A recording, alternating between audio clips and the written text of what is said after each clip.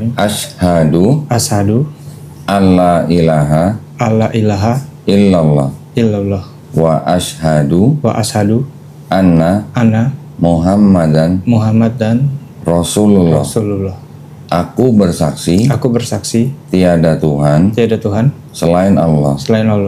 Dan aku bersaksi Nabi Muhammad adalah utusan Allah. Alhamdulillah sah. Inna ad-dina 'indallahil Islam.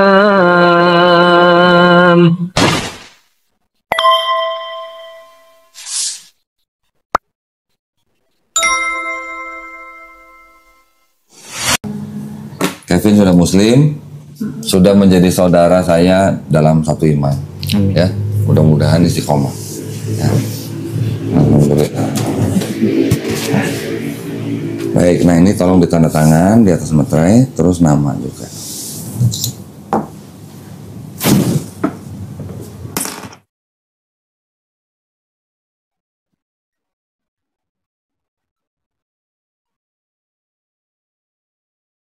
Nanti ditempel foto ya.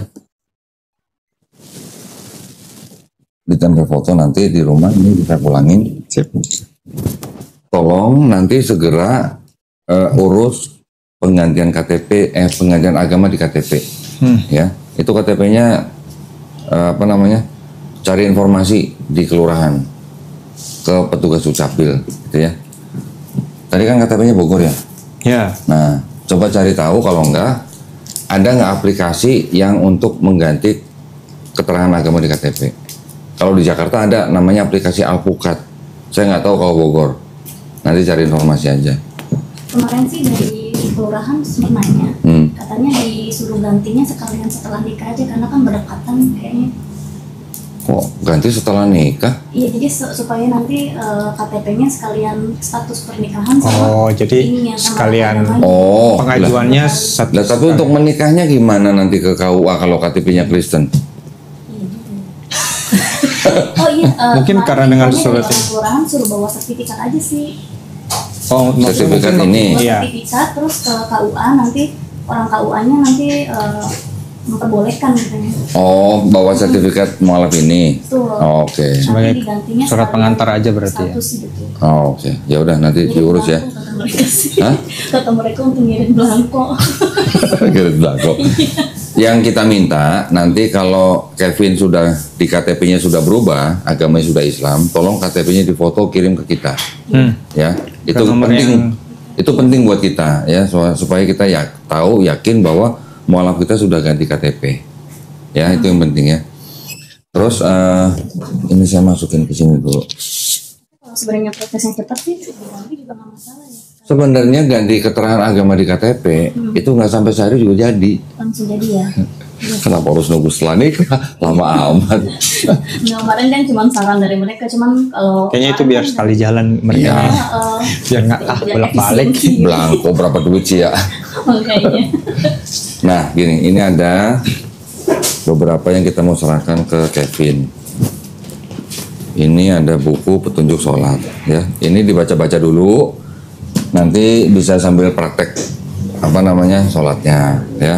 Sambil nunggu nanti kalau habis sunat nih, tolong segera tentuin tanggal berapa sunatnya. Nanti informasi ke Mbak Suci, biar kita kirim juru sunat ke rumah ya. Ini buku juz amma. Nah, ini buku Iqra nih. Nanti buku Iqra ini dipelajarin bersama guru privatnya untuk supaya bisa baca Quran. Ini juga kita kasih Quran sekaligus. Ini Quran dari Mushaf Al-Quran Tajwid Mudah dari Ummul Qura. Ya, ini juga dari pemirsanya Donitan nih. Ini tolong dipelajarin aturan memegang Quran. Ya, bagi seorang muslim ada aturannya. Gak boleh sembarangan pegang tanpa wudhu, ya. Paling kalau baca, ya. Juga kita naruh juga jangan nggak boleh sembarangan, taruh tempat yang paling baik, ya. Ini ada buku praktis sifat sholat Nabi Muhammad SAW. Sebentar.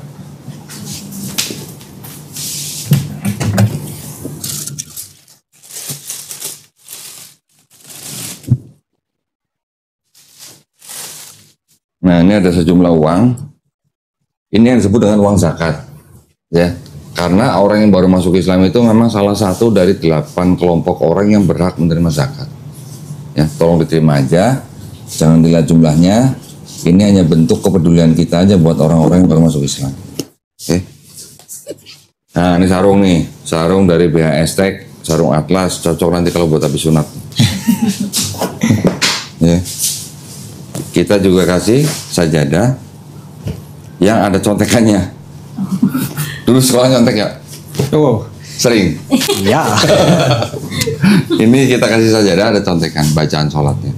Jadi ketika habis baca buku itu, prakteknya pakai sajadah ini, kalau belum hafal bisa sambil baca ini. Ini ada gerakan-gerakannya. Ya. Jadi emang selama itu kita baca tuh sebenarnya nggak ada masalah. Nggak apa-apa, nggak apa-apa. Sambil ketika belajar ya. Iya. Sholat itu kan sehari 5 kali. Sehari 5 kali seminggu masa nggak hafal-hafal gitu. Pasti cepet hafal. Kalau kita sehari melakukannya 5 kali. Ini juga ada sajadah tambahan. Ini sajadah yang tebal nih ya. Ini bagus nih. Ya, tolong diterima semuanya.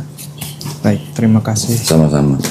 Nanti pokoknya komunikasi dengan admin untuk Ya. menentukan jadwal sunat ya. Yang pertama-tama sunat dulu nih. Ini semua saya masukin sini ya. Ya. Samping. Jangan lupa ditempel foto terus dilaminating sertifikatnya biar Oh iya. nggak rusak ya. Nanti. Ini tolong bawahnya yang benar, jangan ditaruh di bawah. Ini ada Qurannya.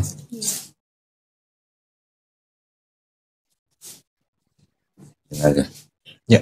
Nah, oke, ada yang mau saya sampaikan ke Kevin gini. Di dalam Islam kita memahaminya, setiap manusia yang lahir itu sebenarnya fitrah. Fitrah itu artinya apa? Fitrah itu artinya Muslim. Muslim itu artinya apa? Muslim itu artinya orang yang berserah diri kepada penciptanya. Bayi lahir bisa apa? Nggak bisa apa-apa kan? Dia besar karena dititipkan ke orang tuanya kan? Jadi sebenarnya dia Muslim itu dalam arti dia berserah diri kepada penciptanya. Ketika bayi itu nanti besar, dia menjadi Yahudi, menjadi Nasrani, menjadi Majusi karena orang tuanya, ya kan? Tapi ketika nanti bayi itu sudah menjadi orang besar, misalnya dia mendengar Islam, dia menerima Islam sampai dia masuk Islam, seperti Kevin saat ini, orang itu sebenarnya tidak pindah agama, tapi orang itu kembali ke fitrahnya, Kembali ke jalan yang kembali menjadi Muslim gitu, ya. Di Islam kita juga melihat bahwa atau memandang bahwa setiap orang yang bukan Islam, ketika dia masuk Islam atau memeluk Islam, seperti Kevin hari ini, itu insya Allah dosa-dosanya dari akil balik sampai dia bersyahadat dihapuskan. Tapi kebaikannya dari akil balik sampai dia bersyahadat tetap dicatat sebagai kebaikan. Dosanya dibuang, kebaikannya dicatat. Ya, berarti sekarang Kevin menjadi orang yang nggak punya dosa. Dosa saya sama Reni mungkin lebih banyak kita daripada dosa dia ya. Bener.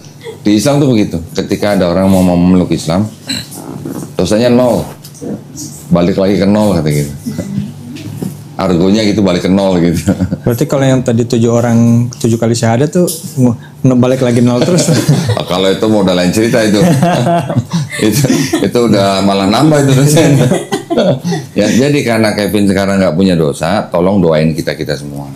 Doain Reni, doain saya, doain teman-teman, doain juga yang nonton, supaya kita semua menjadi orang Islam yang istiqomah. Istiqomah itu artinya konsisten. Dan insya Allah kita menjadi orang Islam yang husnul khotimah. Husnul khotimah itu artinya mati dalam keadaan Muslim, mati dalam keadaan baik, gitu ya. Itu aja permohonan kita ke Kevin, tolong doain buat teman-teman juga yang lain yang sedang dalam kesulitan supaya dimudahkan, yang belum punya keturunan diberikan keturunan, yang sakit disembuhkan dan sebagainya. Ya, ini orang nggak punya dosa nih. Jadi doanya insya Allah lebih cepat dikabulkan. Amin. Ya, baik kalau gitu, saya mengucapkan terima kasih ya yang sebesar-besarnya buat para pemirsa atas perhatiannya.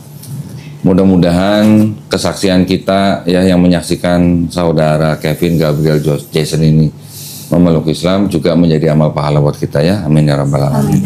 Buat para pemirsa yang ingin membantu perjuangan dakwah kami, dipersilakan untuk mengirimkan ke Bank Muamalat dengan nomor rekening 3030 300 atas nama Yayasan Garda Mualaf Indonesia. Dan insya Allah partisipasi para pemirsa diterima di sisi Allah SWT sebagai amal jariah ya, amin ya rabbal alamin.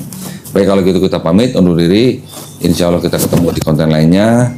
Akhir kata, wabillahi taufiq wal hidayah. Wassalamualaikum warahmatullahi wabarakatuh. Sekali lagi selamat ya Kevin ya. Nanti jangan sungkan-sungkan kalau ada yang nggak tahu tanyain dalam belajar Islam. Siap. Ya. Ini tolong diterima. Mau nanya terakhir. Boleh. Terakhir. Jadi sebenarnya waktu ngobrol sama mama tuh sabar. Satu kali nih, satu. Udah. Lu juga nggak apa-apa kan? Iya. Harus benar-benar yakin. Bener-bener ya. Lupa. Bukan sebenarnya bukannya. Jadi kayak jadi lebih kayak menanyakan balik gitu. Jadi waktu kita cerita mau pindah, menikah dan pindah, dia tuh mau bilang dia siapa kayak kata deh, mama udah belajar semua dari Al-Quran sampai Alkitab, dia udah baca semua lah. Dua-duanya. Ya. Terus? Dan dia bilang mama ya, bukan, saya nggak tahu nih dia dapetnya dari mana. Atau mungkin dia emang baca sendiri, dia dapat pemahaman sendiri. Jadi keselamatan hanya ada di Dari bangsa Yahudi. Kristen apa Yesus gitu. Oh. Pak, saat itu saya, iya. Kalau anggap aja ya, masa yang kita sudah Muslim ini berarti.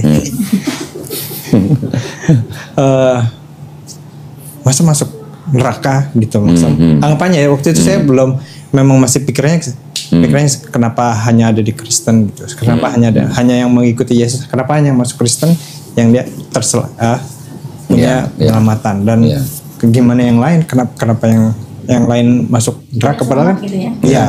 Padahal kan mereka tidak salah gitu.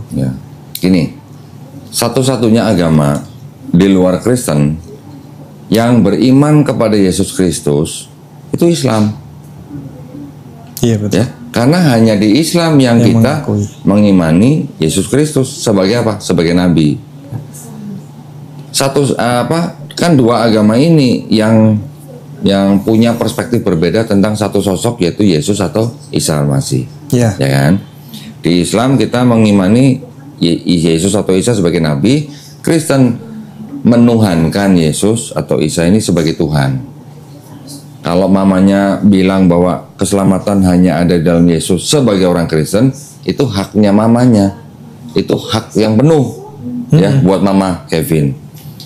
Kita sebagai orang Islam, kita beriman Nabi Isa hanya sebagai nabi. Saya cuma pengen ngajak Kevin berpikir begini. Kan kerja kan, udah kerja kan. Kalau orang udah kerja kan biasanya tahu yang namanya belajar manajemen kan. Manajemen itu kan ada manajemen risiko kan. Pernah dengar? Iya. Belum naruh PDCA dan segala macam, ada manajemen risiko kan. Pelajaran dasar lah manajemen. Kita sebagai orang Islam mengikuti apa yang diperintahkan oleh Nabi Isa, yang disempurnakan oleh Nabi Muhammad SAW di dalam agama Islam. Kita melakukan apa yang seperti Nabi Isa lakukan. Kita sholat, puasa, nggak makan babi, sunat dan sebagainya seperti Nabi Isa. Ketika kita mati, ternyata Yesus Tuhan gitu. Ya, anggap aja begitu ya. Ini analogi nih. Kita orang Islam udah beribadah, melakukan perintahnya, ngikutin perintah Yesus. Ketika kita mati, ternyata Yesus Tuhan. Kita ruginya apa? Orang Islam maksudnya. Ruginya di mana? Ya ruginya mungkin karena cuma melakukan ibadah aja. Iya. Ternyata Yesus Tuhan. Iya. Tapi kita sudah melakukan apa yang Dia perintahkan. Kita rugi nggak? Ya enggak sih. Enggak kan? Ya rugi-rugi dikit lah karena kita sholat dan segala macam. Tapi orang Kristen yang seumur hidupnya tidak melakukan apa yang Yesus perintahkan, sholat, sujud, nggak makan babi, puasa, tapi dia nyembah Yesus sebagai Tuhan seumur hidupnya. Ketika mati, ternyata Yesus bukan Tuhan. Ternyata Yesus bukan Tuhan nih. Rugi nggak orang Kristen? Oh, jadi ngeliatnya pandangannya Analoginya seperti itu Iya. ya. Oh, ngerti. Itu yang namanya manajemen resiko. Lebih besar mana resikonya orang Islam dan resikonya orang Kristen kalau kita mempermasalahkan Yesus itu Tuhan atau bukan gitu. Contoh sama seperti ketika kita sebagai orang beragama dibandingkan dengan orang ateis. Ya, orang ateis kan nggak percaya Tuhan, Ya. ya kan? Kita sebagai orang percaya Tuhan, kita beribadah, kita mengikuti perintah yang di agama kita. Ternyata setelah mati, ternyata nggak ada Tuhan. Rugi apa kita? Ya. Nggak ada ruginya kan? Tapi orang ateis yang tidak percaya Tuhan, tidak beribadah, tidak beragama, setelah mati, ternyata ada Tuhan. Nangis bombay nggak tuh orang ateis? Pusing. Nah, dia pasti akan minta dibalikin lagi jadi manusia. Itu maksudnya. Antara orang ateis dengan orang Kristen, kita bisa bandingkan dengan cara manajemen risiko seperti itu, gitu maksudnya. Ya, jadi kita melakukan Islam dengan hati yang tenang. Yesus mau Tuhan mau nggak Tuhan, yang penting gue ikutin nih perintahnya. Entah nanti dia mau Tuhan mau bukan, ya, gue nggak ada ruginya, gitu maksudnya. Tapi yang penting gue menyembah Tuhannya Yesus, kan gitu. Imannya orang Kristen kan kita menyembah Tuhannya Nabi Isa. Nabi Isa atau Yesus kan juga menyembah Tuhan yang Esa itu, gitu. Orang Kristen menganggap Yesus juga sebagai pribadi dari Tuhan yang Esa. Nah, kalau ternyata nanti Yesus bukan Tuhan, siapa yang nangis bombay? Gitu aja. Yang ateis. Hah? Yang ateis. Nah iya, yang ateis atau yang Kristen gitu. Ya, paham ya. Simpel kan? Itu aja sih. Ada lagi? Tanya? Sunat sakit nggak gitu?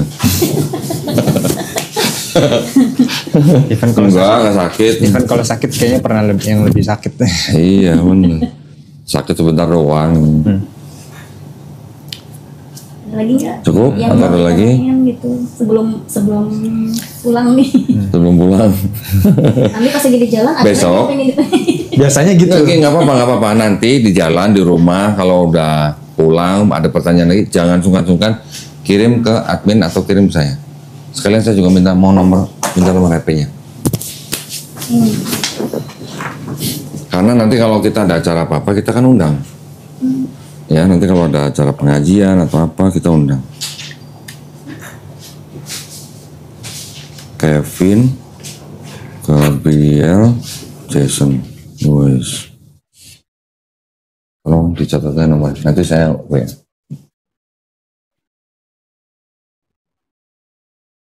Sip. Ya. Nanti kalau kita ada acara kita undang ya. Boleh. Kasih tau nggak?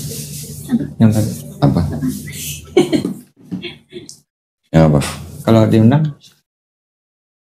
Oh, mau undang kalau nikah? Ya nggak apa-apa. Kalau bisa datang saya datang, kalau nggak bisa datang ya, Mungkin ya undang. saya kondangannya lewat rekening bank aja gitu. Di mana nikahnya? Di dekat rumah sih. Oh, dekat rumah Jakarta. Iya, Taman Mini. Oh, dekat sini Iya, Taman Minim. Cuman dia tahu. Insya Allah kalau saya bisa, saya datang. insya Allah. Siapa yang nggak mau makan gratis ya kan? Cuma lihat jadwal dulu ya. Jadwal dulu. Nggak apa-apa. Nanti hubungin aja. Ya, siap. Sementara itu aja. Itu aja. Udah mau jam. Oh iya. Buka Bentar puasa. lagi. Nah, sebentar. Ada yang lupa. Saya kasih tahu. Nanti pulang, jangan lupa mandi seperti biasa, ya. Tapi diawali dengan niat. Niatnya gimana? Saya berniat mandi besar untuk menghilangkan hadas besar, lillah hadas. Hadas itu najis. Oh, oke. Ya. Saya berniat mandi besar untuk menghilangkan hadas besar lillahi ta'ala. Udah cukup. Terus mandi seperti biasa. Niatnya dalam hati aja, nggak usah diumumin. Gitu. Ini kan baru bersahadat. Kalau baru bersahadat kan sebelumnya pasti punya najis-najis yang apalah istilahnya. Itu kita nggak tahu. Nah makanya kita minta mandi besar sebelum belajar sholat. Sebelum belajar baca Quran. Di Islam setiap orang yang junub itu artinya misalnya contoh suami istri habis hubungan atau wanita habis datang bulan itu namanya junub. Itu setelah bersih wajib mandi besar. atau mandi junub gitu ya. Nanti habis mandi baru belajar wudhu, pokoknya baca aja lah apa yang kita kasih. Oke. Kalau punya pertanyaan jangan sungkan-sungkan tanyain. Nanti saya WA. Ya, ini saya WA. Kalau ini kan kalau kata orang ya, lagi habis syahadat argonya udah mulai jalan gitu. Iya. Nah Ya. itu kan nanti kewajiban buat sholatnya tuh berarti setelah Gini. maghrib kan? Iya, gini. Sebentar ya. Kan yang namanya orang baru masuk Islam, tentunya perlu waktu belajar kan? Iya. Ketika orang baru belajar, ya kita mengikuti argonya, kita jadi jamaah dulu gitu. Ya, kan udah wajib sholat nih. Wajib sholat, ketika masuk jam sholat, ikut sholat di masjid. Kan tinggal ngikutin doang gerakannya, ya kan? Ketika misalnya imam sedang baca, kita sedang mendengarkan, kita cukup membaca subhanallah, subhanallah, subhanallah. Itu cukup. Di dalam gerakan sholatnya, bacaannya kita belum tahu nih, cukup baca subhanallah. Itu ada buku, tinggal dibaca. Kalau sudah baca semua, sudah paham, insya Allah pasti ngerti. Gitu. Tinggal mengikuti sholat di masjid, ya, ikutin gerakannya, bacanya cukup subhanallah. Kalau untuk niatnya gimana? Niatnya saya berniat sholat misalnya sholat subuh 2 rakaat menjadi makmum lillahi ta'ala. Udah cukup menjadi makmum itu artinya orang yang dipimpin sholat oleh imam. Ya. Makanya nanti pulang buku ini dibaca, ada semua niatnya, niat sholat, niat wudhu, niat mandi, ada semua ya. Dan saya kasih tahu belajarnya step by step. Nggak perlu malam ini pulang belajar besok jadi imam di masjid, nggak bisa begitu. Tekanannya berat ya. Berat. Makanya harus belajar step by step. Anak kecil kan sekolah juga ada kelas 1, kelas 2, kelas 3. Sama. Ya. Itu nanti pas nanti mengikuti sholat di masjid, berarti emang harus sudah sunat kan? Enggak juga. Belum sunat nih. Boleh sholat di masjid boleh, cuman harus jaga kebersihan. Ya wudhu gitu. Bukan, kan belum sunat. Iya. Itunya harus dijaga kebersihannya gitu. Ya. Kalau itu iya pasti. Iya, ya itu pokoknya dipastikan. Itu apakah saat belum sunat dan mau masuk apa kita harus ikut wudhu? Tetap wudhu. Tetap wudhu kan? Tetap wudhu. Sunat nggak sunat tetap mau sholat tetap wudhu. Oke.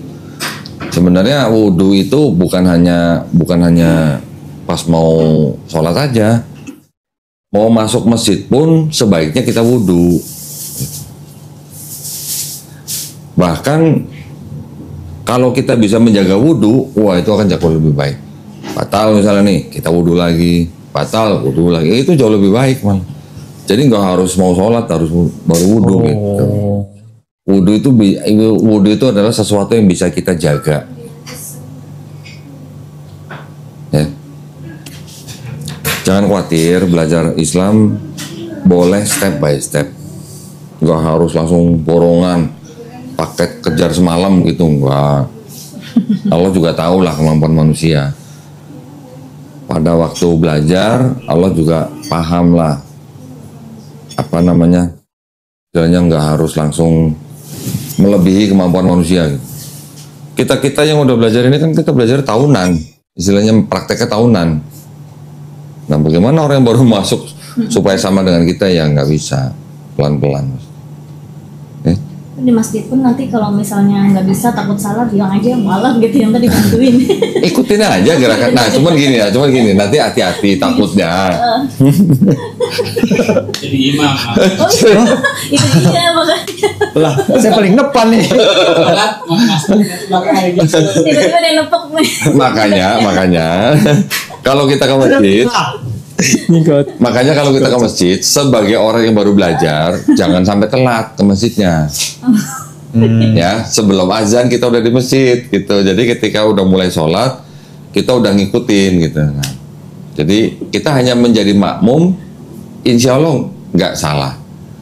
Begitu selesai udah pulang gitu. Pulang. Nanti pelan-pelan kan belajar. Nanti ada yang namanya sholat sunnah. Mau masuk masjid itu ada sholat tahiyatul masjid, nanti ada sholat qobliyah, ada sholat ba'diyah, itu belajar pelan-pelan nanti aja. Yang penting sholat fardunya dulu aja. Ya, sholat wajibnya lah. Nah, puasa. Mau langsung puasa itu sebenarnya udah wajib ya. Cuman kalau masih belajar dulu nggak apa-apa. Tapi bisa sih, udah latihan. Tuh. Kapan? Udah berapa hari Dari latihan? awal puasa. Awal puasa. Awal puasa? Udah puasa berarti? Udah belajar Udah belajar. Oh. Yang susah beberapa kali. hanya ngantuknya aja. Yang nggak kuat. Kalau nggak mau ngantuk harus punya kegiatan. Kerja. Iya, kalau kerja harusnya nggak ngantuk. Kerja. Oh, Pengen minum. Wah, sudah bisa. Lagi belajar puasa. iya. Nah itulah tantangannya. Kalau kita ngantuk, berarti ya kita lagi kurang darah dan oksigen di otak, makanya ngantuk. Makanya cari kegiatan yang kalau ngantuk bangun berdiri, senam sebentar, baru jalan. Itu triknya. Ya peregangan doang, peregangan. Ya, bukannya berenang. Ngapain lagi berenang? Sambil berenang sambil minum air waktu. Tenggelam. Kalau wudhu juga dilepehnya 3 kali. Belajarnya pokoknya pelan-pelan. Step by step lah. Ya. Kalau saya minta, kalau boleh, mendingan ini ditayangin sebelum nikah, lebih bagus. Sebagai syiar Islam, kedua sebagai orang yang baru mau masuk Islam belajarnya apa aja, atau apa yang perlu diketahui dengan keluarganya. Tadi kan pembicaranya bagus, bicara tentang keluarga yang mungkin menolak anak masuk Islam atau gimana. Kalau ditayangkan setelah menikah agak lucu nanti jadinya. Ini berarti belum nikah nih gitu. Gitu kan? Kalau setelah menikah yang bagus ya. Saya dikirain ini mualafnya jangan-jangan setelah menikah gitu. Ya bisa juga begitu. Makanya lebih bagus ditayangkan sebelum menikah. Karena kan memang ini kan konteksnya memang orang masuk Islam sebelum menikah. Lucu dong nanti orang udah nikah baru masuk Islam gitu. Ya enggak? Enggak masalah kalau menurut saya mah. Kevin mah udah mandiri. Nggak langsung hari ini ditayangin, nanti kan diedit dulu. Ini tolong ini deh, kalau gitu nih tersedia berarti ya.